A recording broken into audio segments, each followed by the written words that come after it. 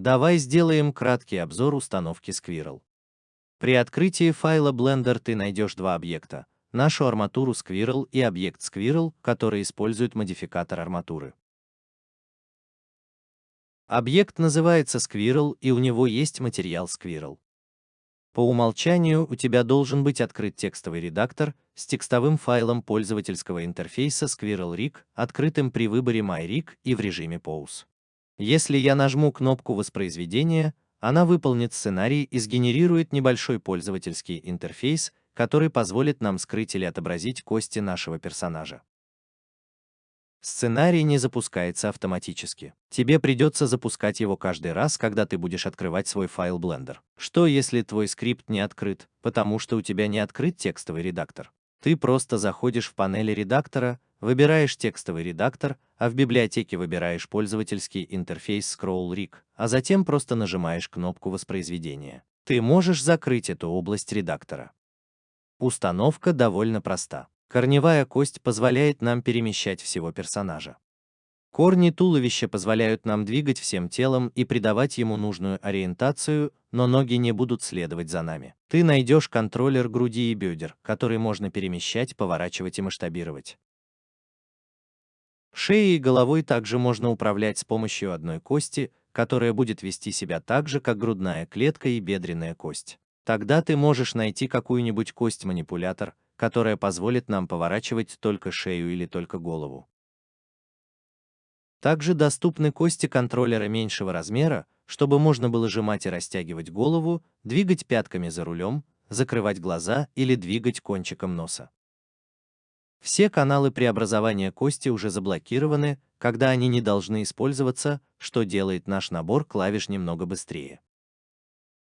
Ноги используют обратные кинематические контроллеры, что означает, что мы управляем всей рукой или ногой, просто перемещая конец или ступню нашего персонажа. В то время как движение должно исходить от плеча, а не от руки и предплечья к концу, оно обратное. Контроллер руки здесь только для того, чтобы иметь возможность указывать направление локтю на задней ноге. Мы также найдем обратную кинематику колена от контроллера ноги, но ориентация пятки и колена будет осуществляться с использованием мишени для шеста. Это кость, которая может свободно перемещаться в пространстве, и колено или пятка нашего персонажа будут направлены на нее. Хвост использует простую переднюю кинематическую костную цепь, поэтому он в основном вращается или управляется от корня до кончика. Тогда мы найдем множество второстепенных контроллеров, которые позволят нам двигать каждым суставом персонажа.